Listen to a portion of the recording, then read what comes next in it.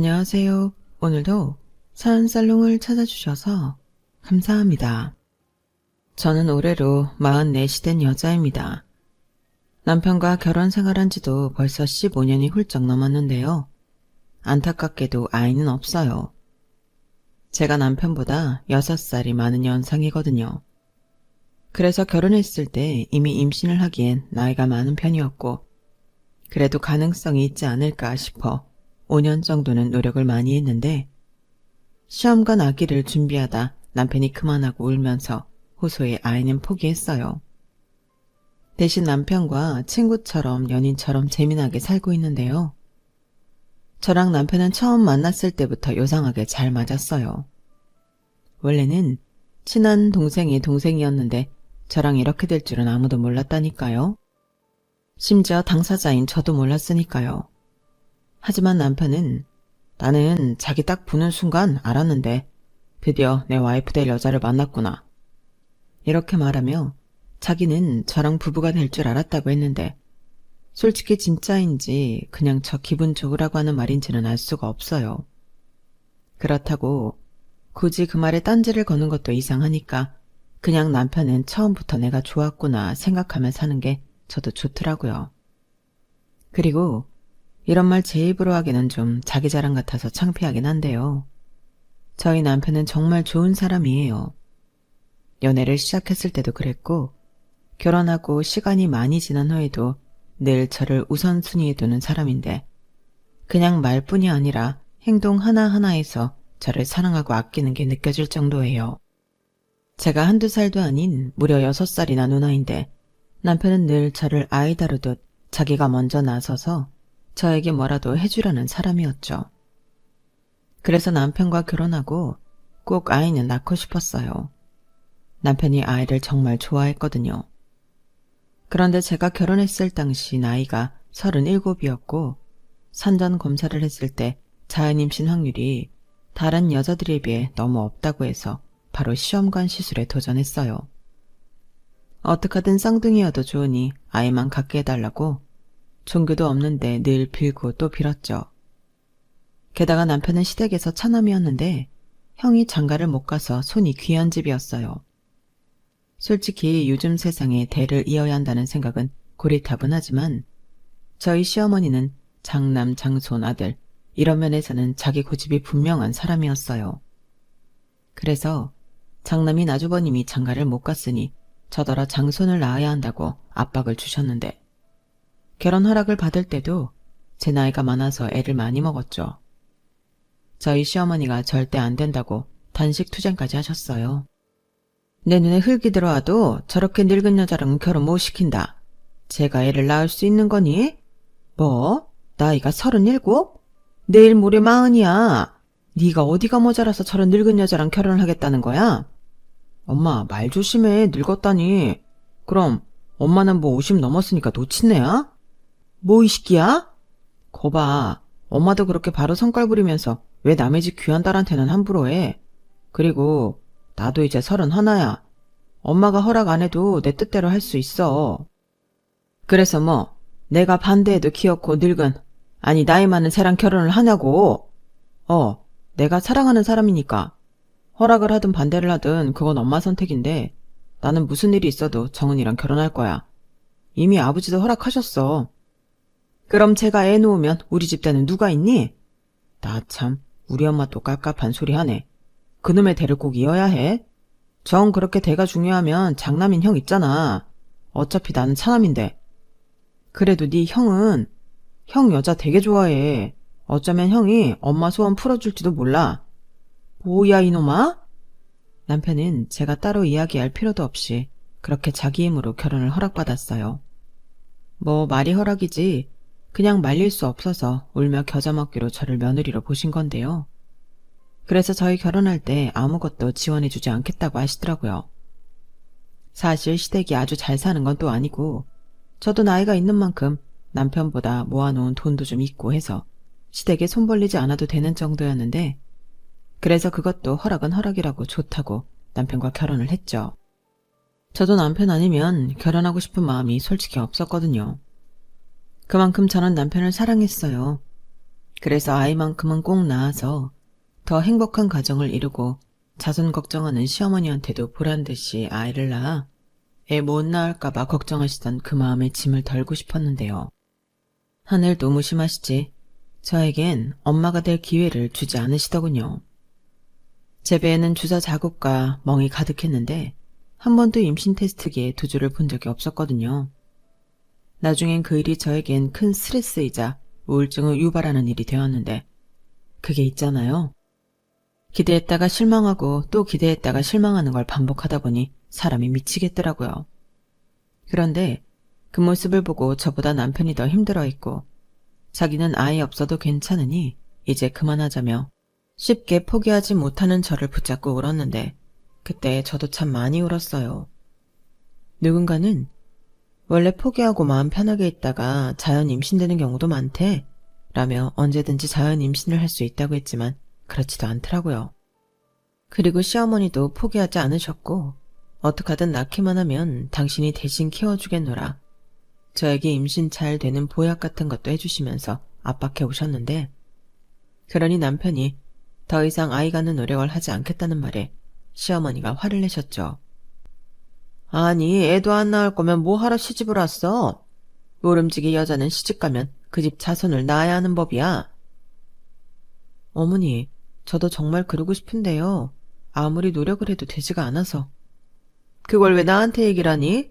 그러게 내가 너 나이가 많아서 안 된다고 했잖아. 그래도 바득바득 우겨서 내 아들 데려가더니 이젠 안 된다고 배째는 거야? 엄마 무슨 말을 그렇게 해. 이 사람 노력 진짜 많이 했어. 그건 엄마도 알잖아. 그럼 인간적으로 엄마도 포기해야 하는 거 아니야? 이 사람 배 본 적 있어? 이참에 한번 보여줄까? 엄마는 절대 못해. 근데 이 사람은 아이 갖겠다는 그 마음으로 5년이나 했어. 나는 진짜 그 생각만 하면 미안해서 미칠 것 같아. 내가 애 낳으라고 이 사람한테 결혼하자고 한 건 아니잖아. 됐어. 우리는 이미 결정했고 엄마가 포기 안 되면 우리 이제 보지 말고 살아. 뭐야? 이놈의 새끼는 꼭 안 될 것 같으면 협박을 해. 너 그딴 거 어디서 배웠어? 어디서 배웠긴 나 낳아준 엄마한테 배웠지. 지금이 무슨 조선시대도 아니고 대이어서 뭐 할 건데? 우리 집이 무슨 가업이 있는 것도 아니고 왕족이야? 뭐야? 나는 말했어. 그니까 이제 이 사람한테 임신 어쩌고 해 어쩌고 하지 마. 그거 하면 우리 부모 자식 영 끊어지는 거고 이사가고 핸드폰 번호도 싹 다 바꿀 거야. 자기야 그만해. 그만하긴 뭘 그만해. 자기는 뭐 우리 엄마한테 죄 졌어? 나는 자기 하나만 있으면 돼. 이렇듯 남편은 늘 제 편이자 저를 보호해주는 사람이었는데 아무리 무서운 시어머니도 그런 자기 아들을 어쩌지는 못했어요. 사실 제가 남편에게 보호를 받아야 할 정도로 유약한 사람은 아니거든요.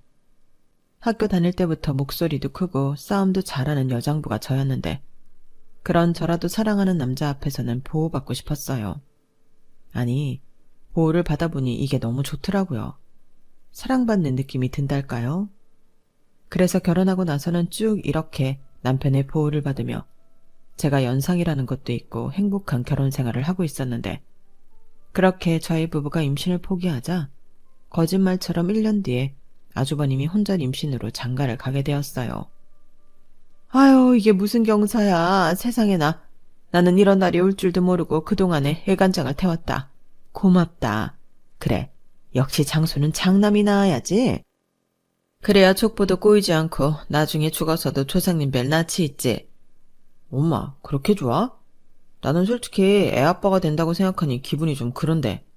그렇게 뭐가 그래. 너도 이제 정신 좀 차려. 처자식이 생겼는데 이제 남들 사는 것처럼 살아야지. 아가 고맙다. 네가 내 며느리 되기도 전에 이렇게 장한 일을 해주니 너야말로 우리 집 맏며느리지. 누구랑 다르게 맏며느리짜리는 따로 있는 거지? 시어머니는 저 말을 하면서 저를 힐끗 쳐다보셨어요. 네, 저 들으라고 일부러 하시는 말씀이셨죠. 하지만 예비 형님이 임신을 했다는 것만으로도 저는 마음의 짐을 덜 수 있었는데요. 그때는 아들인지 딸인지 알 수는 없었지만 어쨌든 그 집안 자손이 태어나는 거니 제가 좀 해방되는 기분이 들었어요. 뭐 살짝 부럽기도 했지만 어쩔 수 없는 건 어쩔 수 없는 거라고 생각했죠. 대신 시조카가 태어나면 작은 엄마로서 용돈 주고 잘해줘야겠다고 생각했는데 그것도 쉬운 일은 아니었어요. 형님과 아주버님이 결혼 전에도 파혼 얘기가 나올 정도로 싸우더니 결혼 생활 내내 잡음이 끊이지 않았거든요. 형님은 만삭에 배가 불러 예민하기만 한데 아주버님은 그때도 총각 행세를 하며 다른 여자들이랑 노느라 정신이 없었어요. 그러니 결혼 후에는 또 걸핏하면 이혼 얘기가 나더라고 시댁만 가면 머리가 지끈지끈 거렸는데 형님이 결혼하고 6개월 만에 아들을 낳자 시댁은 잔치가 벌어졌어요. 정작 부모인 아주버님과 형님은 서로 못 잡아먹어 으르렁거리는데 저희 시어머니만 갓난아기를 안고 좋아 죽더라고요. 그런데 시조카가 도를 넘기자 형님은 더는 못 살겠다고 이혼 서류만 남겨주고 집을 나갔고 그때 시어머니에게 자기 애를 맡긴 뒤 잠수를 타버렸어요. 그리고 아주버님은 누가 지 아니면 여자가 없을까봐? 그래 이혼해. 쥐뿔도 없는 주제에. 지가 어디 가서 나 같은 남자를 서방이라고 두고 살 거야? 지복을 지가 차는 거지.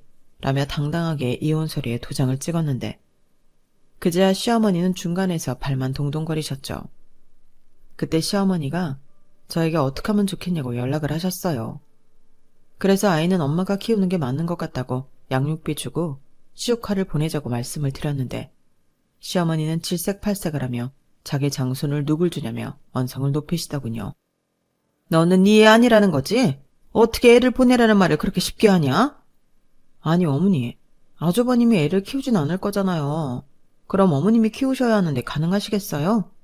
애기 키우는 게 쉬운 일은 아닐 텐데요. 그야 그렇지만 한두 번 보는 거랑 아이 키우는 건 다른 문제지 않아요? 아마 지금쯤 형님도 하준이 생각 많이 하고 있을 거예요. 자기 앤데 지금 얼마나 불안하겠어요? 그니까 좋게 얘기해서 하준이는 보내고 아주버님한테 따끔하게 혼내서 제대로 양육비나 끊기지 않게 보내라 하시는 게 나중을 위해서는 낫죠. 그렇게 하면 아무리 두 분이 이혼을 했다고 해도 어머님이 장손 얼굴은 보실 수 있을 테니까요. 꼭 그 방법밖에는 없겠냐? 나는 내 새끼 주기 싫은데. 시어머니는 마치 자기가 배 아파 낳은 자식 마냥 시조카를 형님에게 보내기 싫다고 하셨어요. 그래서 제가 어머니가 정 그렇게 하준이를 못 보내시겠다면 어머님이 키우시면 되죠. 저는 어머니 힘들까봐 말씀드린 것뿐이에요. 라고 말씀드렸는데 시어머니는 아무 말씀도 하지 않으시고 생각 좀 해보겠다며 전화를 끊으셨어요. 사실 저는 눈치상 어머님이 어떤 말을 듣고 싶은지 알고 있었거든요. 제가 아이도 못 낳는데 시조카라도 데려다 키우겠다는 말을 내심 듣고 싶은 모양이셨는데 차마 그 말을 대놓고 말씀은 못하셨어요. 아마도 그건 제가 아닌 당신 아들 눈치가 보여서였겠죠. 시조카를 데려다 키우라고 하면 이번엔 정말로 천륜이 끊길까봐 몸을 사리치는 게 분명해 보였어요. 그걸 알기에 저도 일부러 어떤 가능성도 보이지 않으려 했는데요. 그러면서 저는 속으로 아이는 죄가 없으니 구제불능 아빠인 아주버님보다는 형님이 데려가 키우는 게 맞다고 생각했어요. 하지만 그건 제 생각일 뿐 20대인 형님도 아이를 데려가고 싶은 마음이 없어 보였는데요. 제가 한번 형님에게 전화를 했다가 이런 말까지 듣게 되었어요. 동서, 지금 나더러 애 데려가라고 전화한 거야? 나 참 웃긴다. 동서가 무슨 자격으로 나한테 이래라 저래라 해? 아니 형님, 아이 생각을 하셔야죠. 아주버님이 아빠 노릇을 할 사람도 아닌데. 그래, 그래도 할머니 있잖아. 우리 하준이라고 하면 끔찍하게 생각하는 사람 있는데 뭐가 걱정이야? 왜? 동서는 우리 하준이 눈앞에서 치워버리고 싶어서 그래? 무슨 말을 해도. 그게 아니고 형님이 어쩌다 한번 볼 때는 그럴 수 있지만 아이를 키우기엔 무리가 있죠. 그리고 하준이가 크면 더 엄마를 찾지 않을까요? 형님은 하준이 없이 살 수 있으세요? 자식인데. 웃겨 정말. 동서, 내가 애를 두고 나왔다는 건 애가 필요 없다는 얘기야. 나 하준이 생겨서 발목 잡혀서 이 나이에 이혼녀 됐고 이제 뭐 하준이 데려다 싱글맘 되라고? 너라면 하겠냐? 하기사. 늙어서 애도 못 낳는 너라면 하준이 데려가 키우든가. 참고로 저랑 형님은 10살 나이 차이가 납니다. 그런데 서열상 윗사람이라고 10살이나 많은 저에게 반말을 찍찍하던 형님이었는데요. 그날은 늙어서 애도 못 낳고 너라는 말까지 들으니 저도 이성의 끈이 떨어져 나갔어요. 어차피 이혼한 마당이면 이젠 형님도 아니잖아요. 그래서 바로 육두문자를 오랜만에 날려버렸죠. 제가 할머니 손에 자라서 욕이라면 어디 가서 치는 법이 없거든요. 그래서 여기에 차마 적을 수 없는 그런 격한 말들을 숨도 쉬지 않고 연속으로 날렸는데 형님이 많이 놀란 눈치였어요. 핸드폰 너머에서 아무 소리도 나지 않았거든요. 그래서 저는 형님이 전화를 끊은 줄 알았는데 확인해보니 통화 시간이 계속 가고 있었어요. 그래서 이참에 마지막이다 싶어 10살 많은 언니로서 피가 되고 살이 되는 덕담을 해줬는데요. 내가 착각을 해도 아주 심하게 착각했지. 나는 그래도 네가 우리 아주버님보다는 나은 인간인 줄 알았어. 근데 아니네. 너는 부모 자격도 없는 존재야. 그럼 네가 무슨 애를 키우냐? 너는 너나 키워. 너 계속 그렇게 살잖아? 네 인생 종치는 거야. 내 말 안 믿기지? 그래, 믿지 마. 근데 너는 뭐 평생 20대고 평생 젊겠니? 웃기지 말라 그래. 지금까지는 내가 아주버님이 더한 쓰레기라서 아무 말 안 했는데 지금 보니까 도찐 개찐이다. 누가 누굴 탓하니? 똑같은 것들이 만나서 똑같이 싸우고 비난하다 쪽난걸. 너는 그냥 그렇게 살다가 하찮게 늙어라. 이렇게 말을 하니 속이 참 시원하더군요. 그 후엔 뭐 정신을 차린 형님이 뒤늦게 고성이 지르고 난리도 아니었는데 저는 그러거나 말거나 제 할 말 끝났으니 전화를 끊어버렸어요. 그러자 득달같이 전화가 다시 울렸고 제가 바보도 아닌데 그 전화를 받을 리가 없었죠. 그리고 잠시 뒤 이젠 2번 다시 형님과 통화할 일 없을 것 같아서 그 번호도 차단해버렸는데요. 그날 밤 2다리 쭉 뻗고 꿀잠을 잤어요. 시댁 집안에 큰일이 벌어진 것은 맞지만 굳이 따지면 제 일은 아니라서 상관이 없다고 생각했죠. 하지만 이런 제 마음이 나빴을까요? 결국 어린아이 육아에 2손 2발을 든 시어머니가 애를 데리고 와서는 저더러 키우라고 하셨는데요. 어찌나 당당하게 말씀을 하시던지 설마 하긴 했어도 어이가 없더라고요. 어머니, 지금 방금 뭐라고 하셨어요? 저더러 하준이를 키우라고요? 그래, 너 어차피 애 갖고 싶어 했잖아. 이참에 그냥 니네 호적에 올려라. 어머니, 아무리 그래도 그렇지 제 애도 아닌데 어떻게 호적에 올려요? 네 애는 아니어도 우리 집 장소는 맞잖아. 우리 핏줄인데 네가 왜 못 키우니? 우리 귀한 장손 잘해줘라. 얼마나 불쌍하냐? 아무리 그래도 이건 그럴 수 없어요. 아마 그이도 절대 싫다고 할 거고요. 그래, 나도 그게 무서워서 여태 말을 못했는데 그냥 네가 그러고 싶다고 해. 그 자식이 내 말은 개똥같이 들어도 네 말이면 꿈뻑 죽잖아. 싫어요. 아무리 그렇게 말씀하셔도 그럴 수는 없어요. 아주버님 계시잖아요. 이 일은 전적으로 아주버님이 책임지실 일이죠. 걔는 아빠잖아. 아빠가 뭐 애를 키울 수 있어? 애는 여자가 키워야 잘 크는 거야. 네가 네 애다 생각하고 잘 좀 키워줘. 아무리 생각해도 그 수밖에는 좋은 방법이 없다.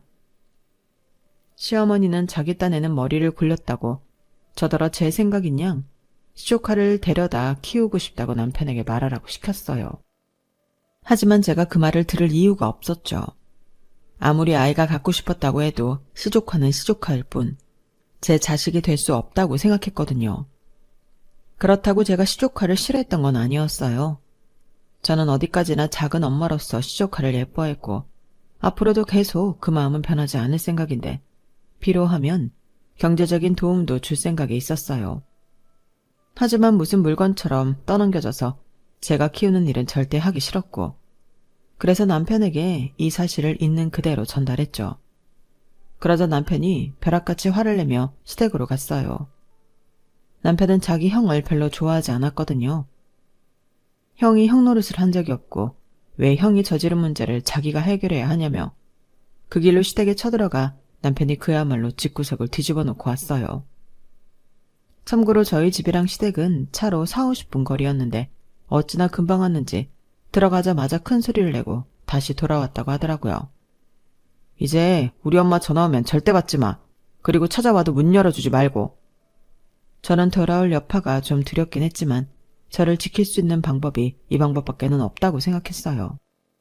그리고 남편 말처럼 다음날 아침부터 시어머니 전화로 제 전화는 마비가 되었는데 그냥 무음을 해놓고 받지 않았죠.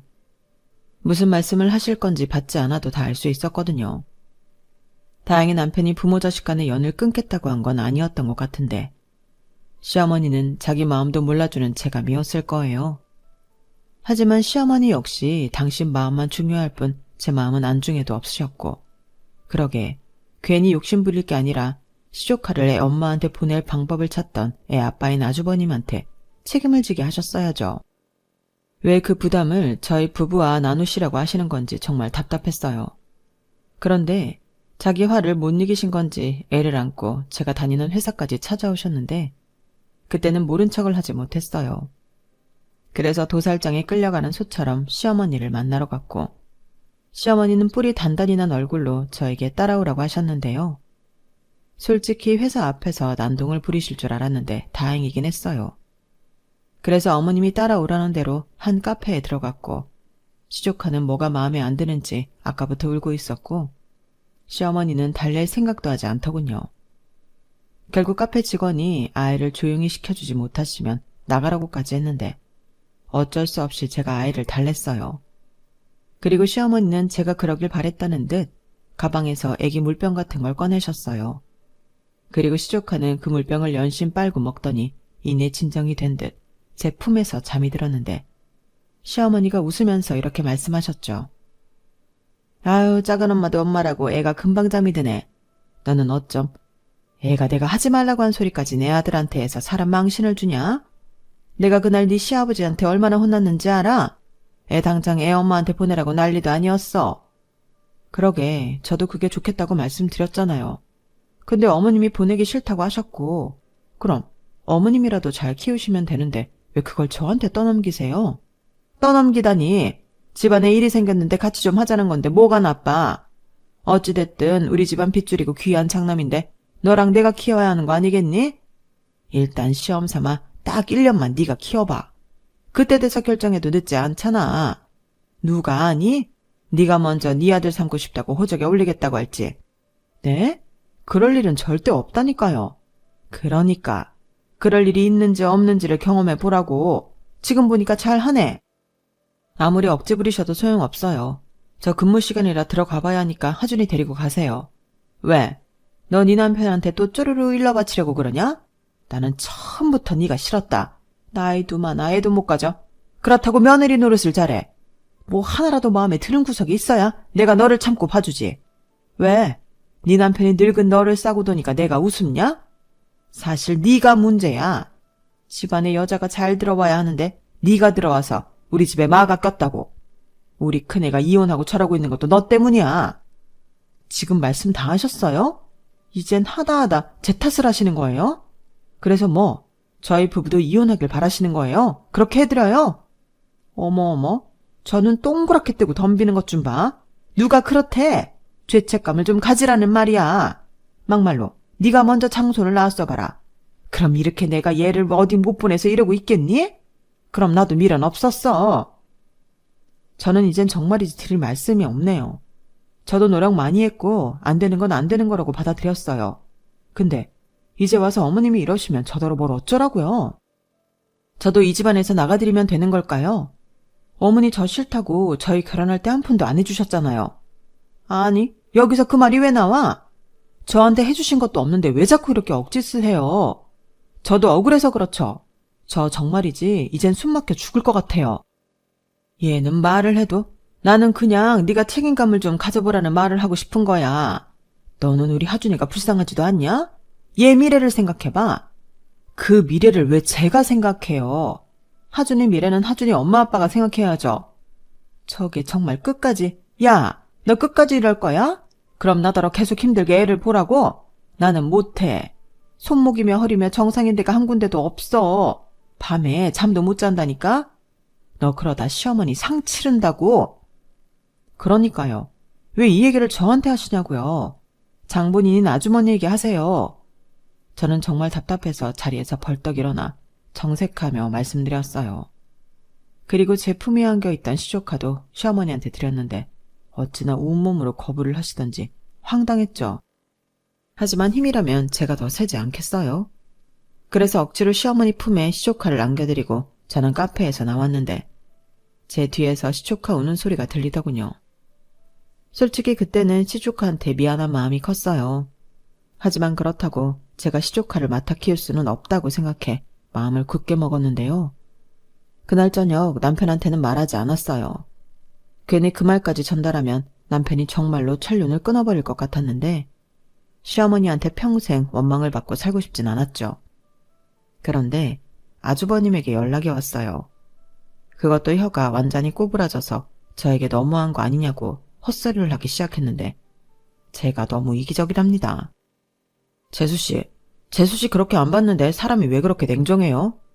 애기 갖고 싶다고 그 난리를 피우더니 왜 우리 하준이가 싫은 건데요? 내가 준다고요. 아주버님, 술 많이 드신 것 같은데 좋을 말로 할 때 전화 끊으시죠. 그리고 주긴 뭘 줘요? 애한테 부끄럽지도 않아요? 아빠가 돼서 진짜 왜 그렇게 무책임해요? 아니, 1년 정도는 해볼 수도 있는 거잖아요. 그렇게 질색팔색하면서 싫다고 하면 돼요, 안 돼요? 내가 재수 씨한테 얼마나 잘했는데. 뭐래. 잘하긴 뭘 잘해요. 진짜 내가 이 말을 꼭 해주고 싶었는데 정신 차리고 살아요. 맨날 술이나 처먹고 여자나 만나지 말고. 만날 거면 제대로 된 여자를 좀 만나든가. 뭐예요? 지금 말 다 했어요? 지금 내가 꼬박꼬박 존칭해주니까 아주 만만하네. 내가 윗사람이야. 어디서 아주버님한테 말을 함부로 하지? 술을 처먹어? 야, 그러는 너는 애도 못 낳잖아. 그게 여자냐? 이참에 그냥 애 낳았다고 치면 되지. 뭘 그렇게 빡빡하게 굴어. 뭐? 너 말 다 했냐? 어라? 지금 너라고 했냐? 그래. 너 니네 집 앞에서 똑바로 기다려. 내가 지금 당장 갈 테니까.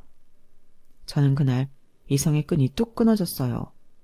그래서 사고를 낼까 무서워 운전을 하지 않고 택시를 잡아서 시댁으로 갔는데요. 남편한테는 아무 말도 하지 않고 나왔어요. 이 문제만큼은 제 손으로 해결하고 싶었거든요.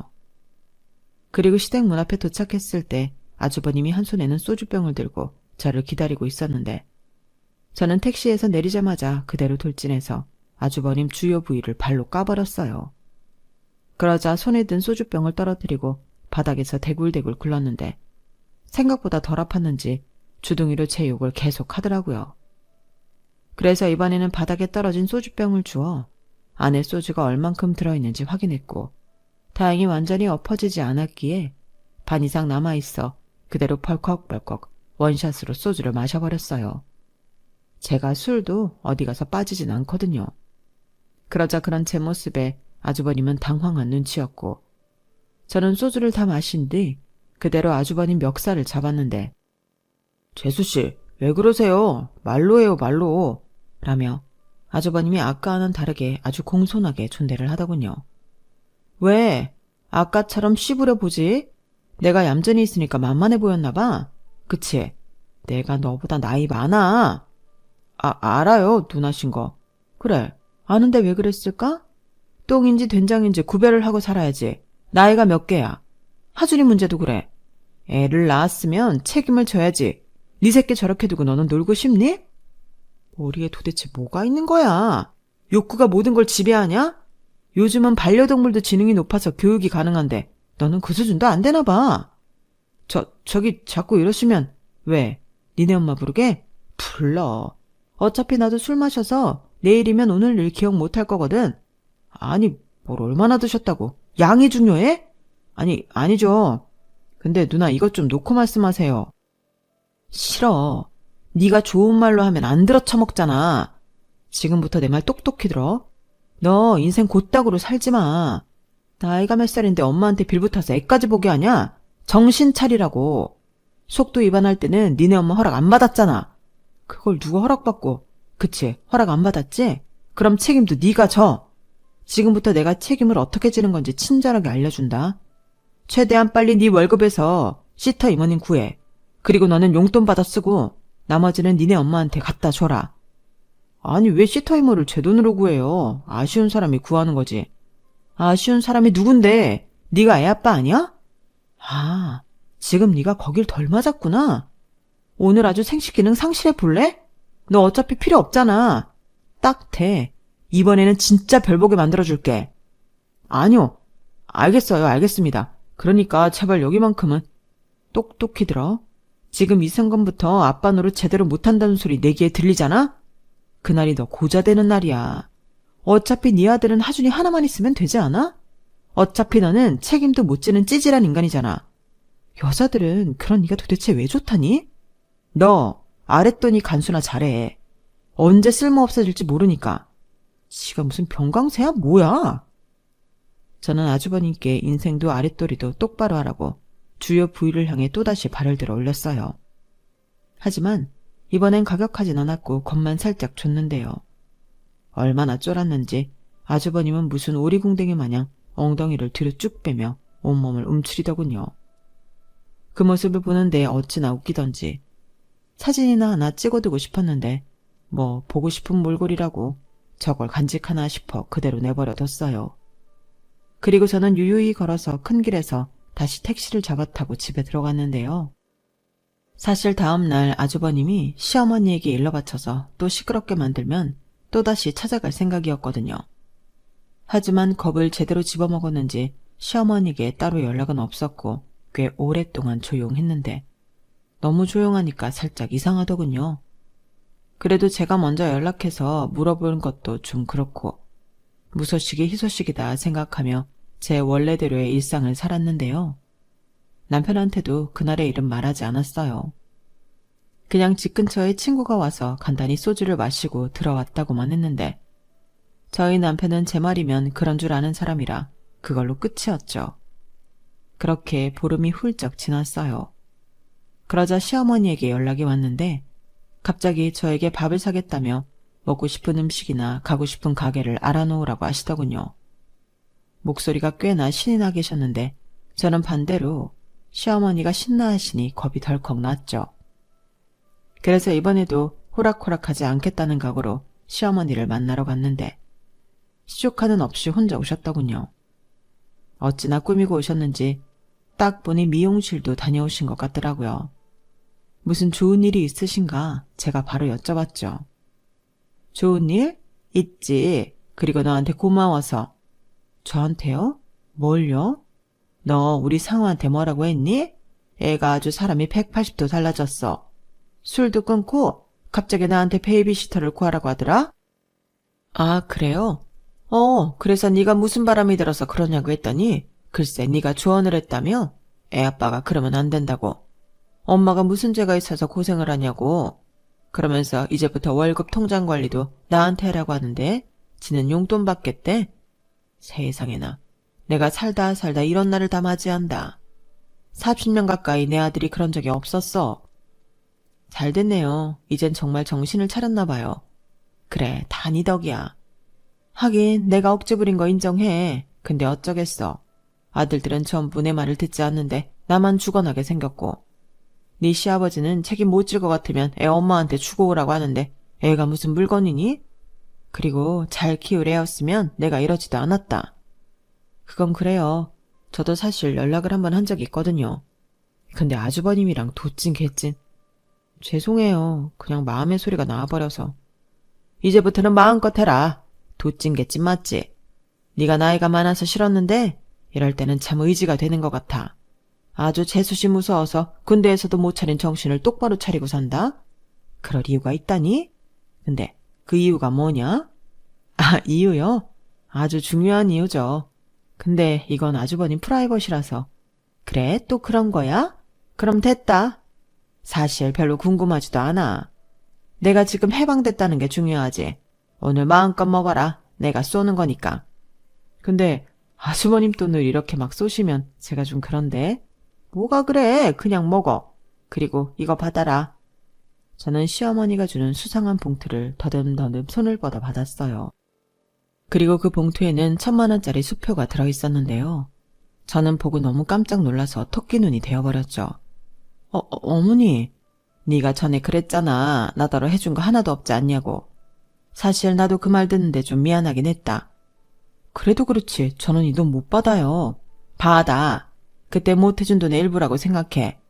내가 지금은 여윳돈 그것밖에 없어서 1,000만 원 넣었는데 나 좀 있으면 갯돈 타거든? 그것 하면 또 줄게. 아니에요. 왜 갑자기. 나도 나이 먹어서 너한테 유세 좀 떨려고 한다. 그리고 미안하기도 하고. 앞으로는 내가 너한테 뭐라고 하지도 않고 잘해줄게. 네 시아버지가 그러더라. 장손이 귀한 만큼 며느리도 귀한 거라고. 못 살겠다고 애도 버리고 나가는 며느리도 있는데 너는 5년이나 아이 가져보겠다고 그 노력을 하고 내가 괴롭히는데도 이렇게 우리 옆에 있잖아. 그 말을 듣는데 내가 양심에 많이 찔렸어. 그 말이 다 맞잖아. 어머니. 그러니까 오늘 맛있게 먹고 우리 그동안 쌓였던 거 조금씩 풀자. 그러니까 나 너무 미워하지 마라. 이렇게 내가 네 덕을 보게 될 줄이야. 역시 사람 일은 아무도 모르나 봐. 시어머니는 이번 일로 느끼신 게 많다며 갑자기 천사표 시어머니가 되었어요. 그리고는 저에게 1,000,000원이 끝이 아니니 앞으로 더 기대하라고 하셨고 저는 됐다고 말씀을 드리긴 했는데 돈 싫어하는 사람 없다고 기분이 좋긴 하더라고요. 그러고 보면 아주버님이 시어머니를 상당수 많이 닮은 것 같았는데 사실 콩 심은 데 콩나고 그러는 게 자연의 법칙이긴 하죠. 그래서 그날 저는 양심껏 소고기 조금만 먹었는데 그 맛이 참 달고 고소했어요. 한우였거든요. 그리고 그 일 이후 저는 시어머니와 조금씩 친해지며 고부 사이를 좁혀가고 있는데요. 가끔 둘이 여행도 가고 쇼핑도 하고 그 집 남자들 뒷담화하면서 날로 친분을 쌓아가고 있는 중이에요. 그러면서 자연스럽게 시어머니가 아주버님이 조금이라도 예전으로 돌아갈 것 같으면 저에게 바로 이르시기로 했죠. 그래도 지금까지는 제가 무섭긴 한지 정신이 바짝 들어 착실하게 살고 있는데요. 아직 더 두고 봐야 하겠지만 현재까진 아주버님도 사랑구실을 제법 하며 지내는 중입니다. 저는 언제라도 아주버님이 예전으로 돌아가는 낌새를 보이면 또다시 달려갈 생각이에요. 그래서 요즘 운동도 다시 시작했죠. 저희 남편이 평소에도 저더러 운동 좀 하라고 했는데 제가 진짜로 운동을 한다고 하니까 아주 좋아 죽는 거 있죠. 자기 영 잡으려고 단련하는 줄도 모르고요. 그러고 보면 저희 남편도 참 순진한데 아무튼 아주버님 문제로 시끄러웠던 집이 다시 잠잠해져서 요즘은 집안도 남편 속도 많이 편안해졌어요. 그걸 느낄 때마다 세상 그렇게 뿌듯할 수가 없죠. 이럴 줄 알았으면 진작에 아주버님을 따로 만나 손을 좀 볼 걸 그랬다는 생각이 드는데 사실 체력도 크고 키도 180이 넘어서 상대가 안 될 줄 알았거든요. 하지만 이성의 끈이 떨어졌을 때는 눈에 보이는 게 없었고 사실 피지컬만 그럴 뿐 속에는 쫄보가 있다는 걸 알게 되었는데 이걸 안 이상 저는 무서울 게 없습니다. 그래서 앞으로 저희 집안의 평화는 제가 지키려고요. 물론 남편한테는 언제까지나 비밀로 할 작정인데 저는 호호 할머니가 되어서도 남편한테만큼은 보호받는 연약한 여자이고 싶거든요. 제가 좀 주책인가요? 주책이어도 조금만 이해해 주세요. 사람마다 다 사는 방법이 다르잖아요. 그리고 앞으로는 남편과 더 잘 살기 위해 많이 노력할 생각인데요. 남편이 항상 제 편이 되어줬던 것처럼 저도 늘 남편 편이 되어주려 합니다. 세상에서 진짜 내 편 하나만 있어도 살 수 있다고 했는데 비록 저희 부부를 닮은 아이는 없지만 저희 부부끼리 항상 챙겨주고 지켜주면서 그렇게 살아가려고요. 그리고 때때로는 작은엄마 작은아빠로서 시조카에게 사랑도 많이 주며 못 이룬 부모의 꿈을 이루고자 하는데 제가 시어머니랑 싸우면서 가장 힘들었던 게 시조카에 대한 제 마음이었거든요. 제가 시조카를 싫어할 이유가 없으니까요. 하지만 분명히 해야 할 일은 분명히 해야 하기에 조금 강수를 많이 둔 부분이 있는데 결론적으로는 잘했다고 생각해요. 그 덕에 평생 동안 정신 못 차리고 살던 한 인간을 새 삶을 살게 했으니까요. 그리고 저는 그 인간이 또 짐승만도 못한 존재가 되지 않도록 늘 예의주시할 생각인데요. 이렇게 새 사람 만들어놨으니 아주버님한테 좋은 일이 많이 생겼으면 좋겠습니다. 미운하고 우나 저희 시조카의 아빠이고 저희 가족이니까요. 제 사연은 여기까지예요. 제 이야기 재미있게 들으셨나요? 세상에는 생각보다 덜 자란 어른들이 참 많은 것 같은데 그 어른들도 하루빨리 정신 차리고 자기 인생을 똑바로 살았으면 하는 바람이에요. 그럼 지금까지 제 사연 들어주셔서 감사하고요. 늘 건강하시고 행복하시길 바라겠습니다. 안녕히 계세요. 여러분, 사연 댓글에 응원과 현명한 조언 부탁드려요. 좋아요와 구독은 저에게 큰 힘이 됩니다. 오늘도 좋은 일 가득하세요.